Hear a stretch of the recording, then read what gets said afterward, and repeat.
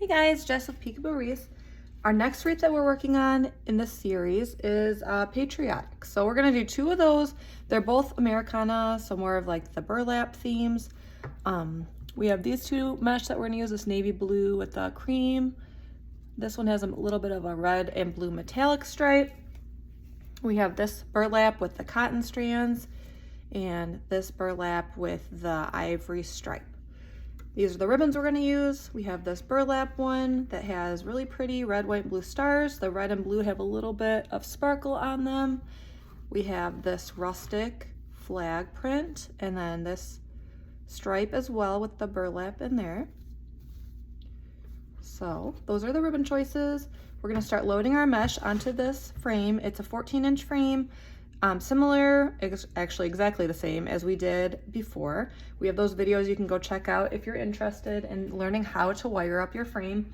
I do put the 18 ties on there, 12 on the outside, 6 on the inside. This mesh is 10-inch mesh. It is cut to 30-inch lengths.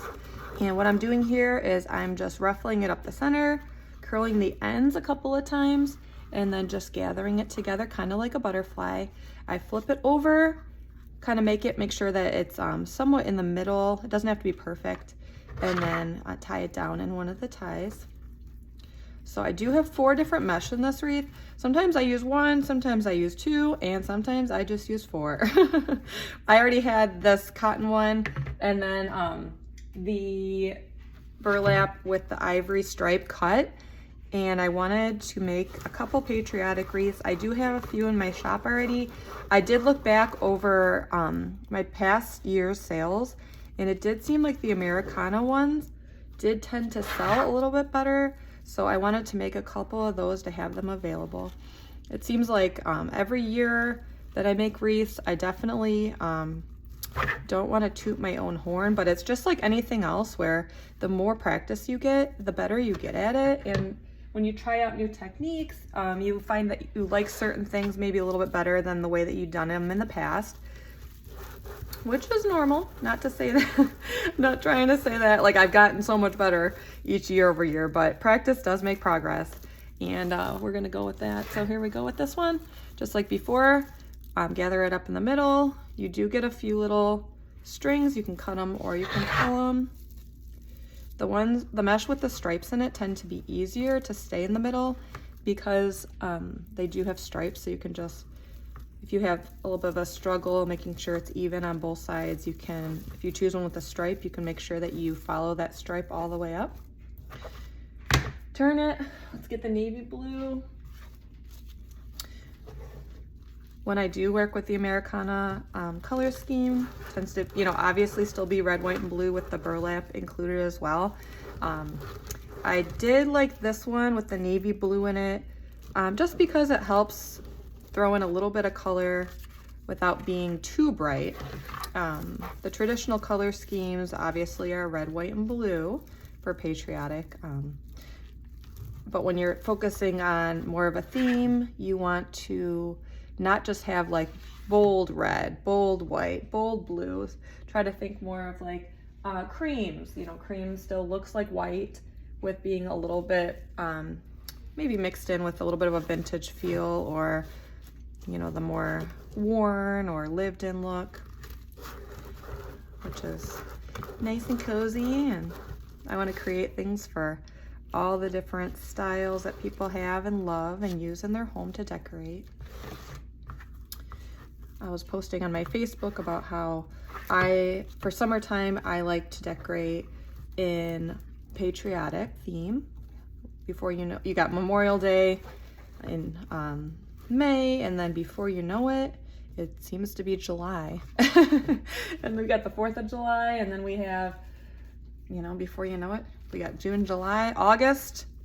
Fall is my absolute favorite holiday. Well, holiday season, I should say. It might as well be a holiday. I love it so much. but I used to decorate for fall the first day of August. But what ended up happening was August, even here in Michigan, ended up being really hot. So I'd be like putting my fall stuff out, and then still having the air conditioning on, and still have a month to go before school starts. And I was like, this is just a little bit too much, because I'm putting up my fall, kind of like those memes that you see where it's like, you know, the girl's like, I got fall in my heart, and she's got like her sweater and her scarf and her boots on, but then she's like sweating, you know what I mean? It's like the pumpkin that's like deflating because it's like so excited for fall, but it's just too hot still. So this year it took a little bit of time to get warm.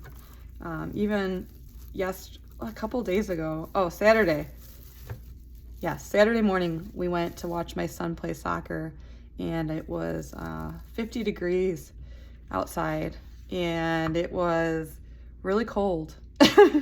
Really cold, and it was really windy, and it was cloudy, and we're like layering on the clothes, and we're like, what? Thankfully later on in the day the sun did come out, but we're just kind of like, where is the warm weather?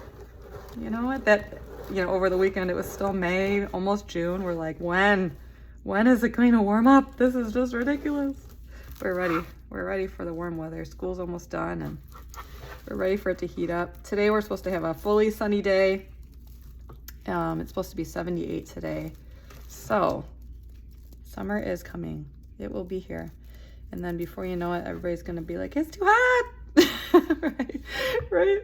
So we have to remember these days when we're wishing the warm weather comes on the hot days, and be like, okay, well, we were hoping it would come, and I'm thankful. So let's keep that thankful attitude, right? I always try to remind my kids that there's always something to be thankful for. You know, it's kind of like when people leave reviews, you know, it's easier to leave a bad review than for people to take the time to leave a good review a lot of times. Not for me, let's not confuse this. Let's not talk about Etsy. Thankfully, people love to leave good reviews. I'm thankful for that. But, I mean, you got to be conscious of being thankful and like telling people that they did a good job, and, you know, taking the time to do that.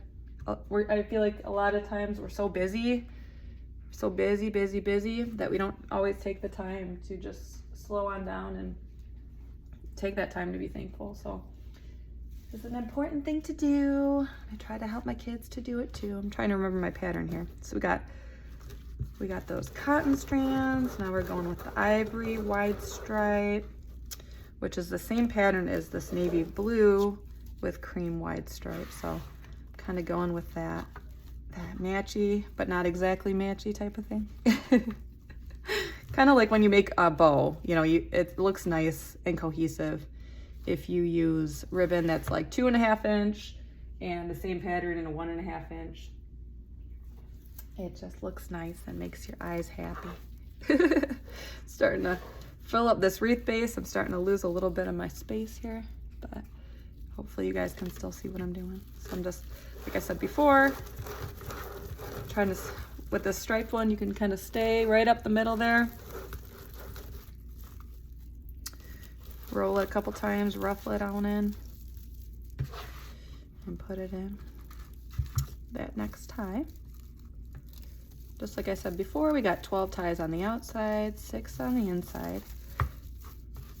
I have that video showing how to wire up your frame if you're interested in seeing that. Here we go. Let's throw this on you. And the next tie,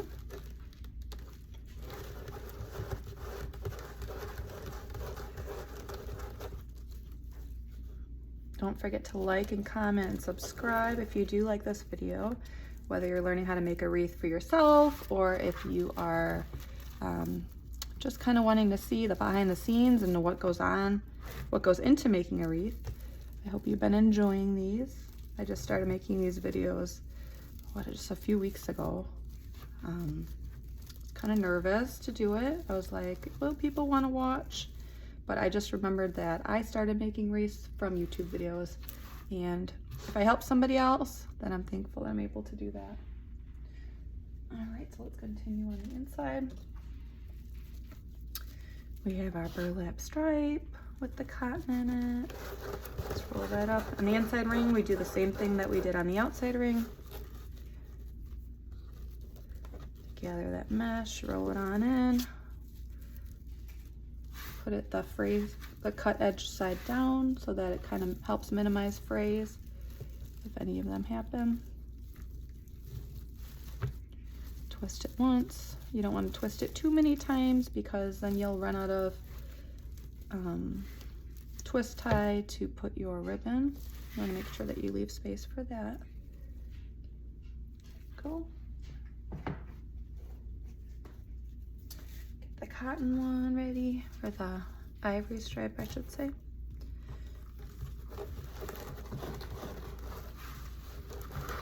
Give it right up. You will see with these natural mesh types, you'll tend to have some flying around a little bit. It's a little bit messier than the plastic ones because it does have the natural fibers in it. So you might have to use a lint roller on your pants when you're done. But that's okay. It's worth it. For this look, I like it. It's no secret. A lot of my designs, I use burlap in them. Burlap mesh, I should say. I just love the way that looks. Okay, we're going back to the cotton stripe on the inside.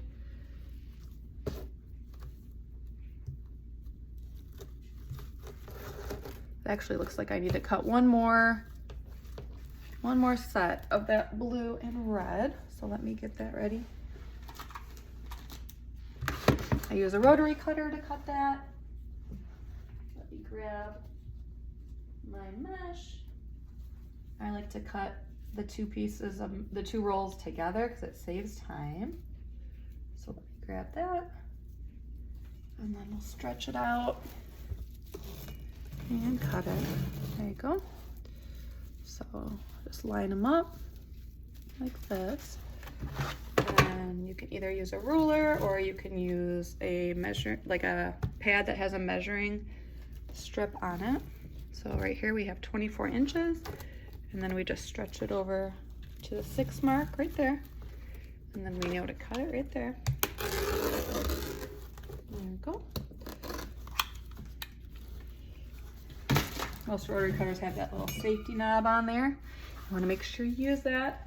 Nobody has time for cuts, right? Nobody's getting hurt around here. So, all right, so we have that one, that one. Now we're gonna do the sparkly one, or I should say reflective. It's not sparkly. What do you guys think about glitter? Are you guys fans of glitter? I know that I was a big fan of it until I had my own house. And then I'm like, I don't really like it all over the floor, tracking it into the carpet, getting it like by your eyes and stuff like that. I don't know, not a huge fan of that, but I do like reflective, and I do make an exception Christmas time. I mean, something about glitter and Christmas, right? I like the rustic look, but I also like the glittery. There's a spot for it. There's a spot in everybody's heart for a little bit of glitter, right? It's like nostalgic, you know, getting that glittery wrapping paper, or, you know, a lot of times little girls, they have those sparkly dresses for Christmas, and it's just glistening. It's kind of like the glistening snow outside. All the good Christmas feels, right? I was watching Hallmark today because I do love myself a good Hallmark movie, and I know before you know it, they're going to be having their Christmas in July movies back on, which it is not July, it is June, first days of June. But I do know those Christmas in July movies are going to be starting, and you know what? It's crazy to think, but last year was my first year of doing Christmas craft shows, and I had my big one that I was excited for. I did really well, I think, for my first show. I sold 11 wreaths that weekend, and they were big wreaths, and it was very exciting.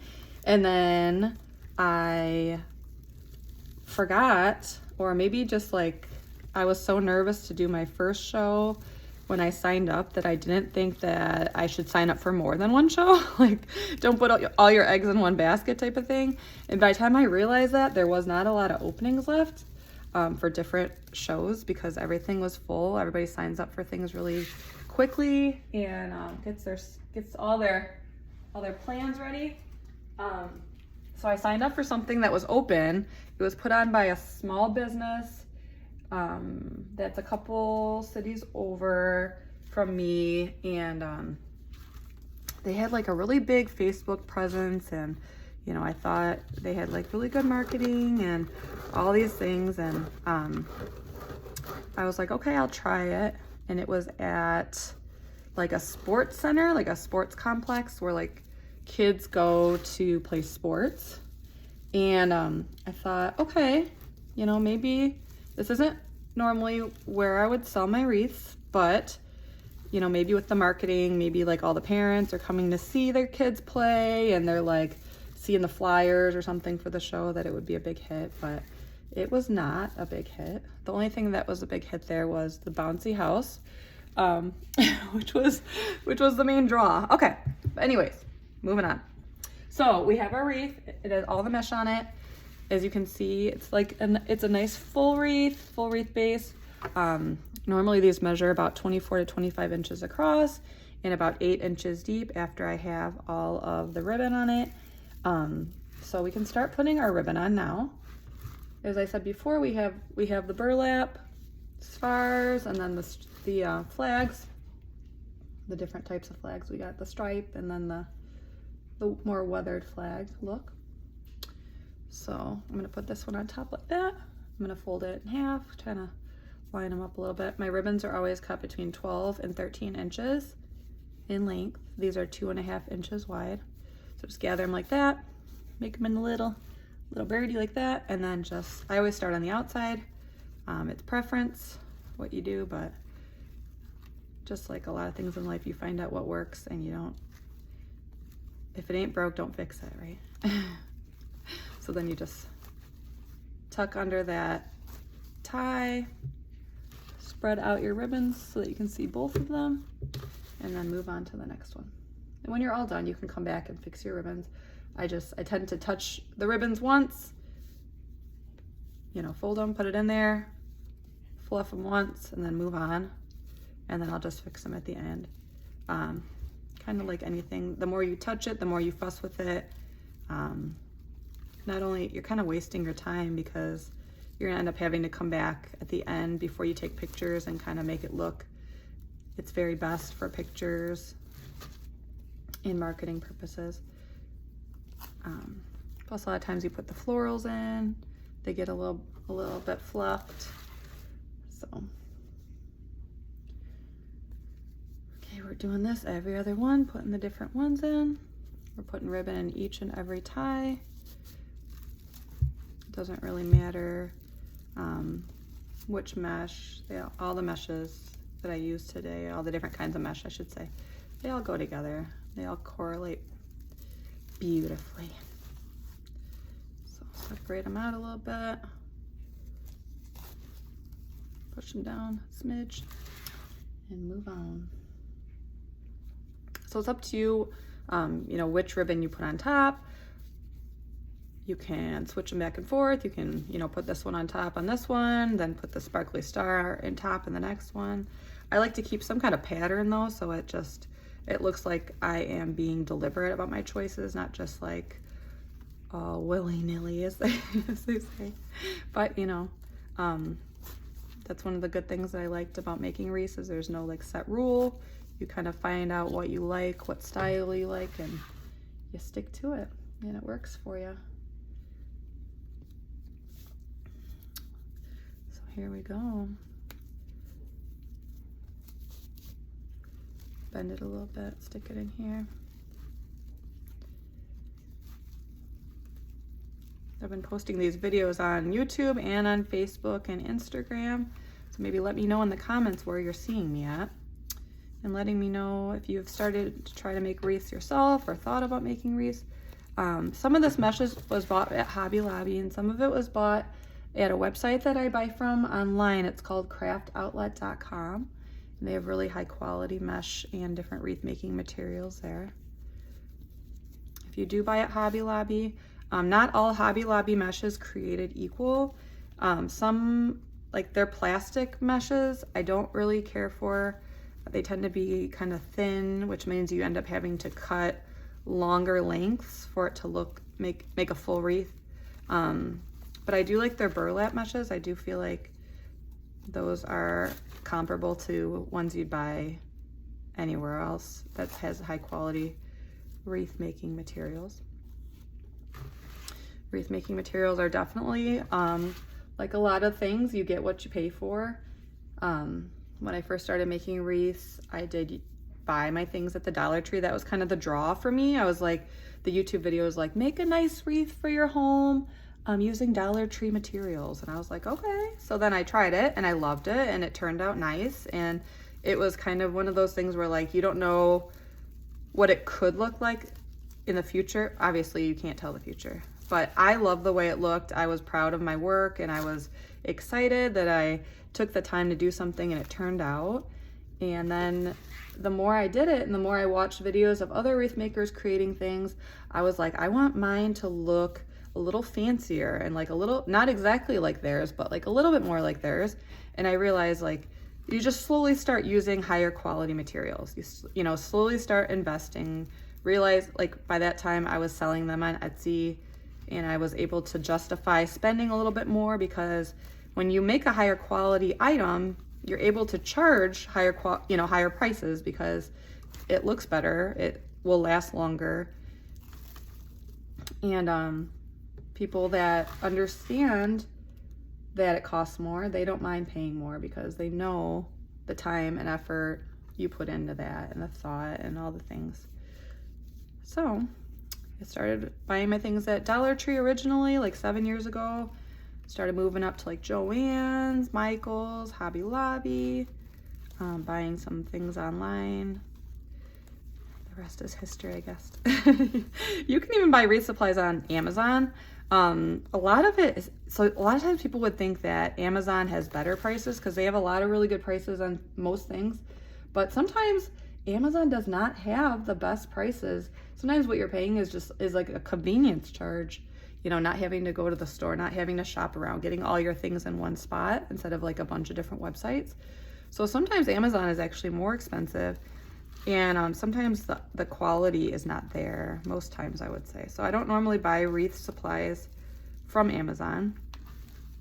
I've bought like hot glue from there, or what else? Oh, I buy my shipping boxes on Amazon because I think they source them from a company called Uline, which sells shipping products and different things that people need when they have a business and need to ship stuff out, like bubble wrap and things like that.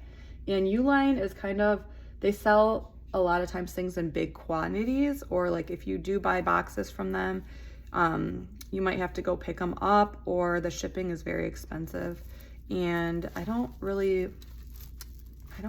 work with the quantity that would make it worth my while to buy my boxes through them. I'm not really at a place right now where I could go pick up, you know, a quantity of 100 24 by 24 by 6 shipping boxes, you know. So I do tend to buy them on Amazon because they sell smaller quantities, and they'll sell like, you know, 10 or 20 or something like that. And that works for me because I don't have to store as much as if I had like that much, you know, 100 or whatever boxes. And I might pay a little bit more for the convenience of not having so many boxes, but anyways. I guess this is the point of these long form videos, right? You guys just get to hear me talk about this, that, and the other. I think I got some practice when having kids, you know. You first have a kid and they're telling you to talk to them. Talk to your children about the things you see. And I'm first like, how am I gonna just talk when they can't talk back? But then that's how they learn to speak, right? They learn English from hearing you talk, and before you know it, you'll be out in public by yourself saying, excuse us. And then the person's probably like, us? You're by yourself? Yeah. And you know it. Mom life is something else. I'm beyond thankful, but it is something else, isn't it? Anyways, okay, so we're moving up to the top. We're putting our ribbons in, spreading them out. As you've seen in some of my other videos, I normally leave two ties without ribbons in them because that's where I put the bow.